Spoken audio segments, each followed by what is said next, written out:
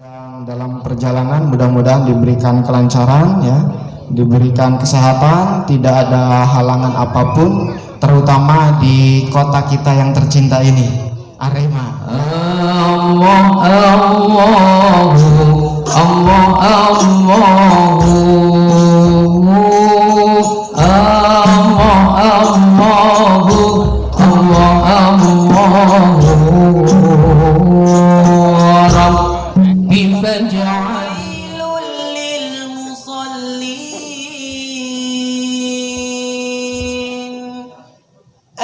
الذين هم عن صلاتهم ساهون أشهد أن لا إله إلا الله وأشهد أن محمدا عبده ورسوله اللهم صل وسلم وبارك على نبينا محمد وعلى sesuatu yang tidak pernah terbetik di hati dan pikiran kami, tapi Allah mentakdirkan biiznillah pada pagi ini kita bertemu dan berjabat tangan dan bahkan saat dipijit.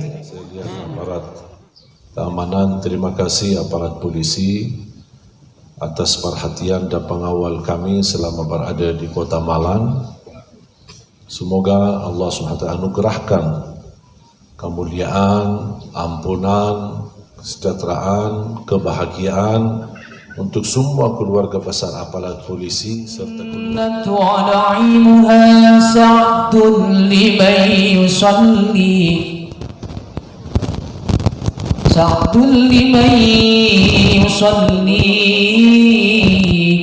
ويسلم ويبارك عليه البدر علينا من ثنيات الوداع وجب الشكر علينا ما دعا لله Bismillahirrahmanirrahim.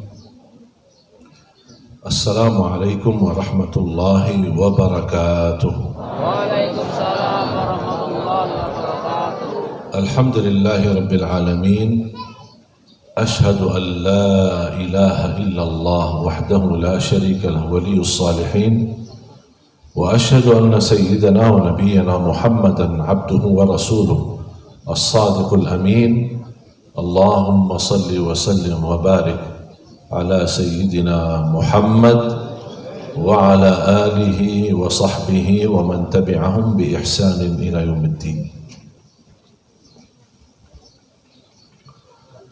Subhanaka la ilma lana illa ma 'allamtana innaka antal alimul hakim.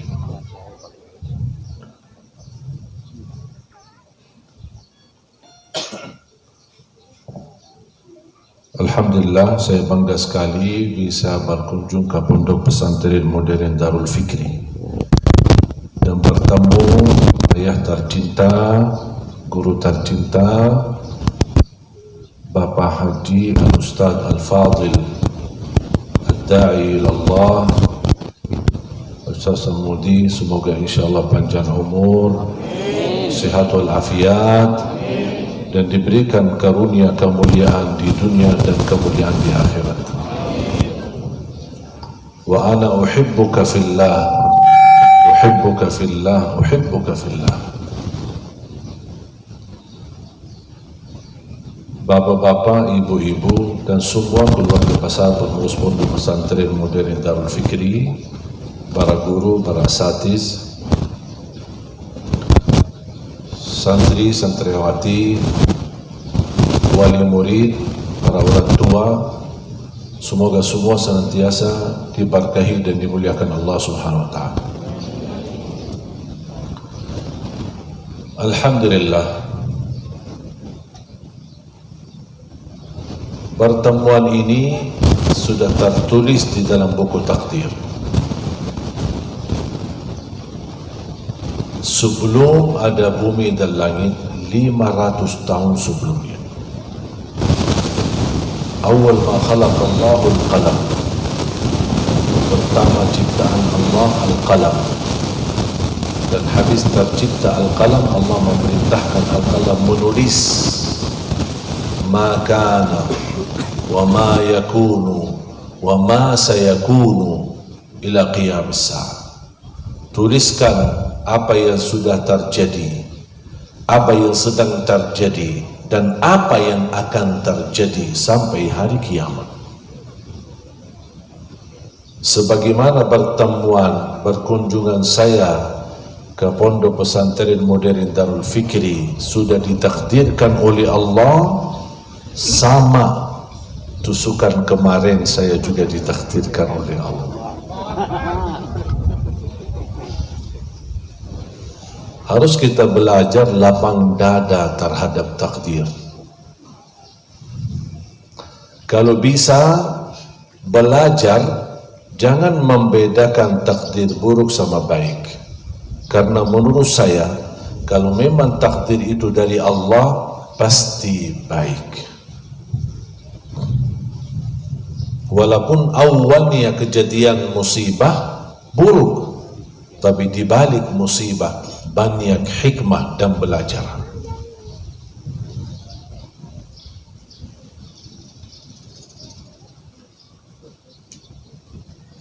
Bapak Ibu jamaah sekalian dimuliakan Allah Subhanahu wa taala.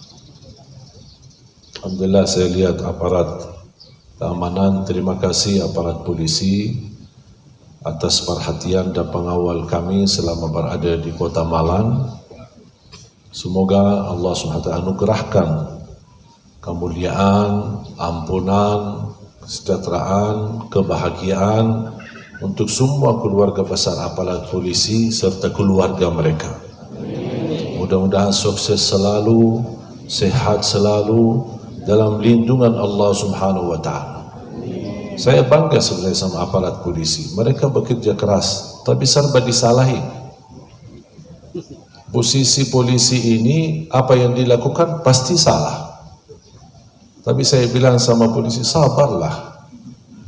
Anggap masyarakat ini anak-anak kita. Anggap mereka ini adalah orang-orang yang perlu dikasih sayang. Sabarlah. Memang agak susah masyarakat kita disiplin dan susah diatur. Kalau kita di Madinah, justru yang membuat kita lebih bangga masyarakat Indonesia karena sangat disiplin dan teratur. Sampai kata teman saya di Tanah Suci, pengusaha hotel, kata beliau, kalau ada jamaah haji umrah Indonesia, saya mau, berapapun jumlahnya tidak apa-apa. Karena mudah mengatur jamaah Indonesia. 10 bis jamaah Indonesia masih bisa dikontrol sama satu mutawif. Beda sama jamaah haji Afrika, 1 bis 10 mutawif. Begitu luar biasa disiplin masyarakat Indonesia pas di Tanah Suci, haji dan umrah. Jarang sekali ada masalah.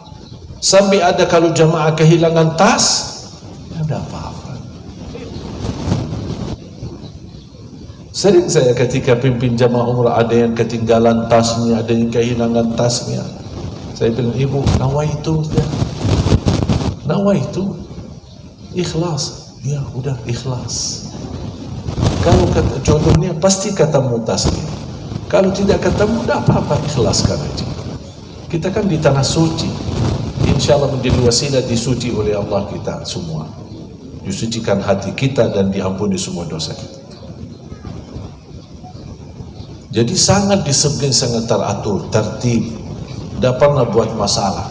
Bahkan kata teman saya, jamaah umrah, kalau jamaah Indonesia, dia selepas check out dari hotel, kata beliau, kami tidak terlalu repot untuk membersihkan kamar, karena rata-rata kamar sudah dibersihkan sama jamaahnya sebelum keluar.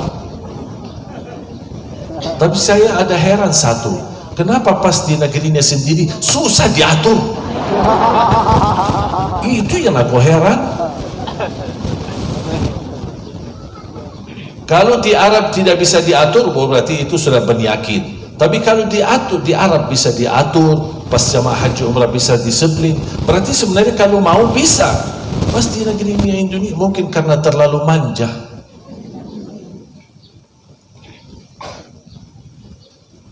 Makanya Ya mudah-mudahan saya doakan dan khususnya doakan aparat keamanan kita. Mudah-mudahan negeri kita tetap aman, sejahtera, barakah, makmur, berjaya, baldatun tayyibatun wa rabbun ghafur.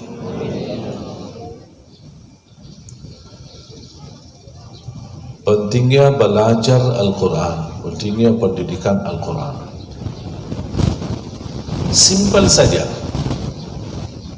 Simpel saja. Dari apa yang akan saya sampaikan, simpel saja. Menunjukkan memang betul ternyata pentingnya mengajarkan dan mendidikkan Al-Quran. Kenapa? Karena ini ada urusan di akhirat. Pendidikan Al-Quran di dunia ada kaitan dan dalam di akhirat. Kalau di hari kiamat semua anak akan melarikan diri daripada orang tua.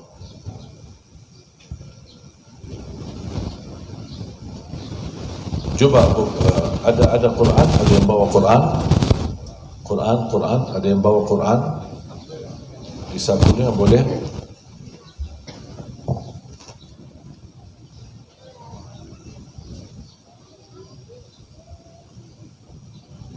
Bawa Quran aja kan, dan bawa pisau kan.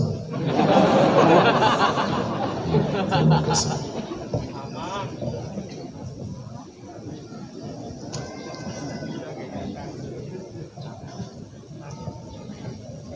Jangan takut, santai-santai aja. Saya isi di masjid, di panggung, tidak apa-apa. Ada di belakang aman. Santai aja. Tidak bakal mati sebelum waktunya. Kalau sudah waktunya bakal mati. Biar apa? Biar ada 1000 polisi. Kalau sudah waktunya mati. Polisi bisa menjaga kita dari kerusuhan, tapi polisi tidak bisa jaga kita dari malaikatul maut. Jadi santai-santai. Surat Abasa ayat 33, 34, 35, 36, 37. Saya akan bacakan dan saya harap kalau ada yang bawa Quran terjemah atau di HP-nya, kalau ada di HP terjemahan, mohon dipersiapkan surah Abasa mulai dari ayat 33 sampai ayat 37. Nanti dipandu sama yang ada terjemahannya. Saya akan bacakan. A'udzu billahi minasy syaithanir rajim. Bismillahirrahmanirrahim. Fa idza ja'atis sakhah yawma yafirrul mar'u min akhihi wa ummihi wa abihi وصاحبته وبنيه لكل امرئ منهم يومئذ شأن يغنيه صدق الله العظيم.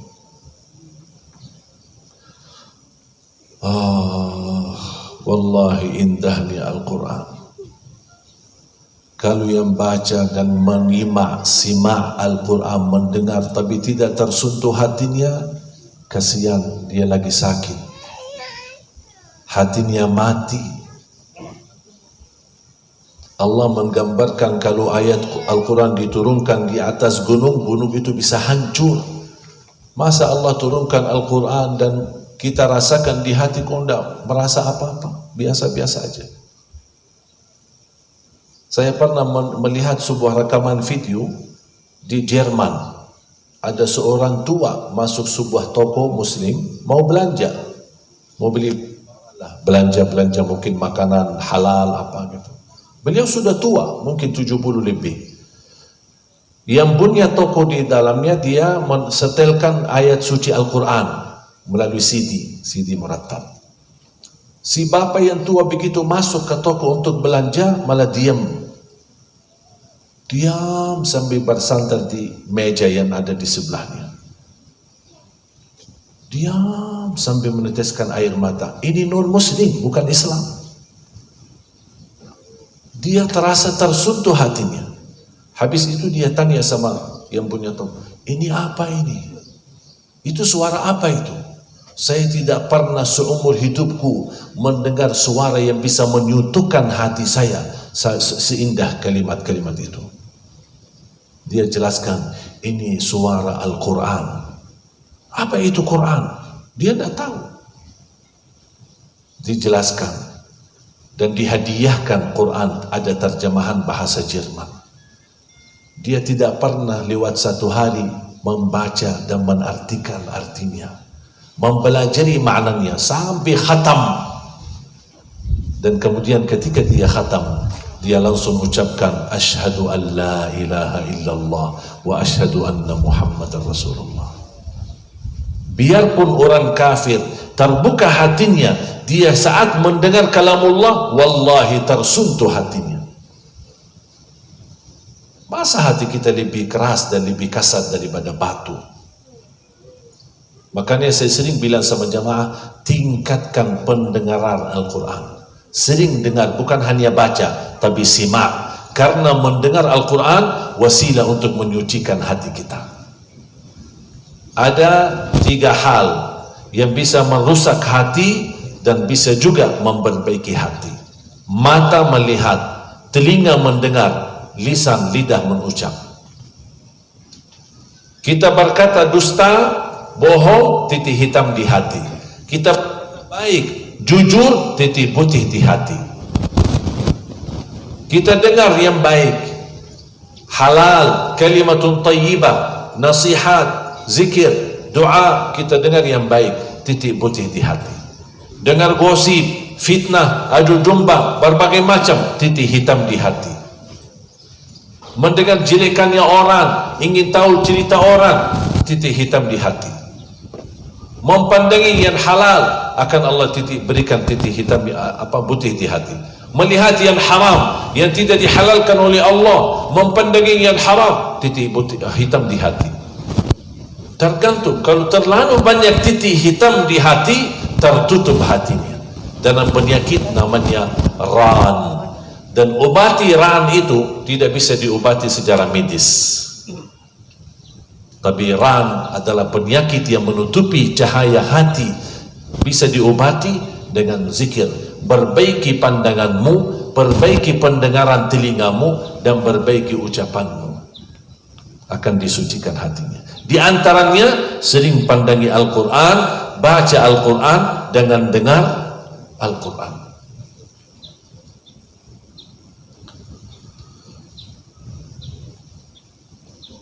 Ada yang sudah menemukan terjemahannya? Ada, Bu? Ada mic panitia, mohon dibantu satu mic buat ibu itu. Mohon Bapak Ibu, ini kan temanya pentingnya pendidikan Al-Quran. Pentingnya pendidikan Al-Quran. Sekarang saya ingin membuktikan lewat ayat ini betapa pentingnya pendidikan Al-Quran. Silahkan, Bu. Baik, Bismillahirrahmanirrahim. Langsung terjemahannya. Terjemah min surat Abasa lil ayah Rabi'ah as-salasun. Artinya Ayat 33. ayat 33. Ya. 33. Yang Bismillahirrahmanirrahim. Maka apabila datang suara yang memekakkan atau tiupan sangkakala yang kedua, ayat yang ke-34. Ini artinya ketika sudah kejadian hari kiamat. Salah satu nama hari kiamat As-Sakhah, seperti At-Tammah, Az-Zalzalah, Al-Qari'ah. Itu semua nama-nama hari kiamat. Terus Selanjutnya, pada hari itu manusia lari dari saudaranya. Lari dari saudaranya. Lari, bukan ingin ketemu, lari, melarikan diri. Terus dan dari ibu dan bapaknya. Mohon maaf Bapak Ibu, bisa nggak dibayangkan kalau seorang ibu lama tidak bertemu anak, kemudian anaknya pulang, semestinya apa? Meluk kan? Sayang, cium, cinta. Dengan mati sudah berpisah, karena mati ini memperpisahkan kita. Mungkin bisa ibu duluan, bapak duluan, anak kebelakangan, bisa jadi anak yang duluan. Mungkin di antara perpisahan bisa puluhan tahun. Mungkin bisa puluhan tahun. Terus ketemu kapan lagi? Habis perpisahan dan masing-masing dikubur, tidak bisa bertemu, ketemu lagi nanti di hari kiamat. Semestinya apa? Kalau anak kita ketinggalan atau tinggalkan sekian lama, tidak terlalu lama, kita merindukan. Alhamdulillah sekarang dengan teknologi sekarang kita masih bisa video call, masih kita bisa telepon untuk memadamkan rasa rindu kita. Tapi coba pisah dengan kematian, gimana kita bisa memadamkan rasa rindu? Anak merindukan ibunya, tapi tidak bisa video call. Masa di kuburan ada video call? Tidak ada lagi. Terus gimana kita? Mudah-mudahan ketemu di hari kiamat. Pasti bangkitkan oleh Allah hari kiamat. Allah gambarkan apa yang terjadi. Mohon maaf ibu, ulang dari awal. Bismillahirrahmanirrahim. Fa'idha ja'atis sakhah, maka apabila datang suara yang memekakkan atau tiupan sangkakala yang kedua, yauma yafirul mar'u min akhihi, pada hari itu manusia lari dari saudaranya, wa ummihi wa abi, dan dari ibu dan bapaknya. Artinya dan lari dari ibu dan bapaknya. Padahal sudah lama pisah. Semestinya kita rindu, kita bertemu. Kenapa lari? Karena masing-masing ingin selamatkan dirinya sendiri. Terus Wa sahibatihi wa bani, dan dari istri dan anak-anaknya. suaminya sudah lama stres gara-gara istrinya di dunia. Ketemu di akhirat lari. Kalau di dunia masih belum bisa lari, kalau di akhirat kabur, lari di padang mahsyar, dah mau ketemu. Kenapa dia lari? Karena dia takut istrinya minta tolong, sedangkan masing-masing ingin melolol diri, ingin selamatkan diri sendiri. Apakah hanya adik, saudara, atau ayah dan ibu, suami dan istri? Tidak, ada lagi. Terus Likulli imri'in minhum, maaf yang tadi yang sebelumnya. Wa sahibatihi wa bani, dan dari istri dan anak-anaknya. Sampai anaknya. Jangankan orang lari dari ayahnya, ibunya dan ayahnya larikan diri daripada anak. Apalagi ibu yang rasanya namanya ibu yang suka kasih sayang, begitu dia pandangi anaknya di padang mahsyar, lari. Kenapa? Dia takut anaknya minta tolong. Jangankan kondisi kita, mohon maaf, semua manusia meminta tolong sama Nabi. Nabi sendiri jawab, saya tidak bisa tolong kalian, saya ingin selamat sendiri. Hanya Nabi Muhammad sallallahu alaihi wasallam. Ketika semua manusia datangi Nabi Muhammad, tolonglah Nabi Muhammad, kami sudah berdiri 50.000 tahun, mohon disegerakan sama Allah untuk hisab. Baru Nabi Muhammad berkata, aku yang diizinkan untuk tolong kalian. Tapi kalau Nabi yang lain, nafsi, diri sendiri, ya Allah selamatkan, ya Allah selamatkan. Kalau para Nabi aja memohon ya Allah selamatkan, kira-kira kita gimana? Kenapa kejadian ini Allah gambarkan? Terus Likulli imri'in minhum yawma idzin sya'nu yughni, Setiap orang dari mereka pada hari itu mempunyai urusan yang menyibukkannya. Semua sibuk. Tapi bukan sibuk meeting, bukan sibuk rapat, tapi sibuk dengan urusan masing-masing. Di saat itu semuanya ingat dosanya, semuanya ingat perilakunya, semuanya ingat selama ini menyakiti orang tuanya.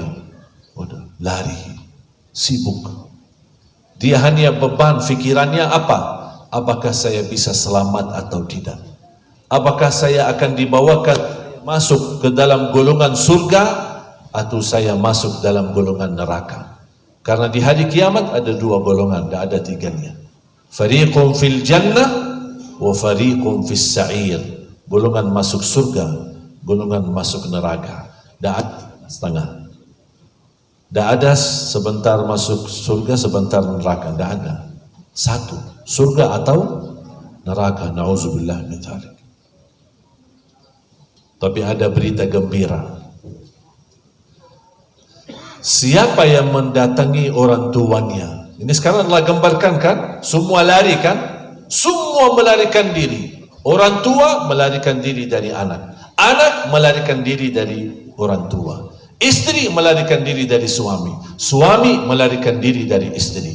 Adik melarikan diri dari kakak. Kakaknya melarikan diri dari adiknya.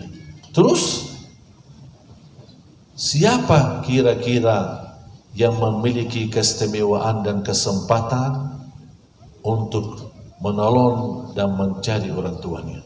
Tahu nggak siapa dia? Anak penghafal Al-Quran. Dia hanya satu. Karena dia penghafal Al-Quran, dia cari orang tuanya. Dia kejar orang tuanya. Dia ingin tahu di mana orang tuanya. Buat apa? Ingin hadiahkan mahkota di atas kepalanya orang tua, yang cahayanya lebih sinar daripada cahaya matahari. Itu saja anak atas perjuangan orang tua mendidik anak menjadi penghafal Al-Quran. Anaknya itu yang akan selamatkan orang tuanya. Sedang orang lain jurusan tinggi, belajar sampai ke Amerika, belajar sampai ke Inggris, tapi tidak pernah memperhatikan Al-Quran.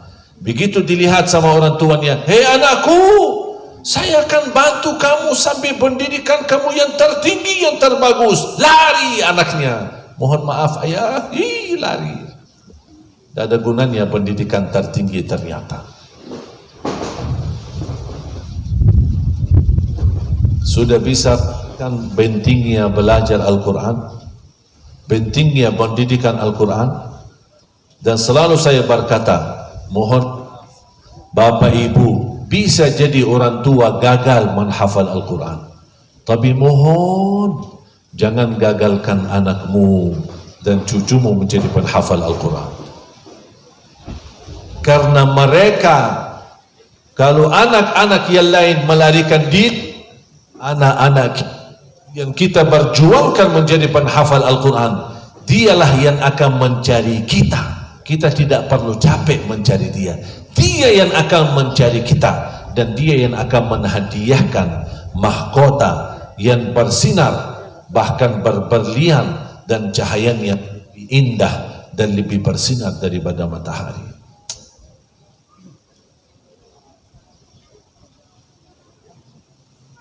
Ketika saya pernah satu saat, ibu saya membuat surat ini dan menangis menitiskan air. Dia membayangkan gimana kondisi anak larikan diri daripada ibu, ibu melarikan diri pada anak. Dan saya mencium kepalanya dan memegang tangannya. Saya bilang, Ummi, jangan khawatir, kami yang akan cari Ummi. Ummi tidak usah lari, Ummi tidak usah nangis, karena Ummi yang memperjuangkan kami menjadi penghafal Al-Quran. Mohon maaf Bapak Ibu, orang tua saya orang awam, bukan orang penghafal Al-Quran. Ayah saya bukan ulama, bukan kiai, belajar sekolah sampai kelas 3 SD. Ibu saya sampai usia 40 tahun 0 huruf, tidak bisa baca Quran. Coba bayangkan, orang Arab tidak bisa baca Quran. Sampai usia 40 tahun sama sekali tidak bisa baca Quran. Allah anugerahkan keturunan 12 anak, 9 laki 3 perempuan, 10 di antara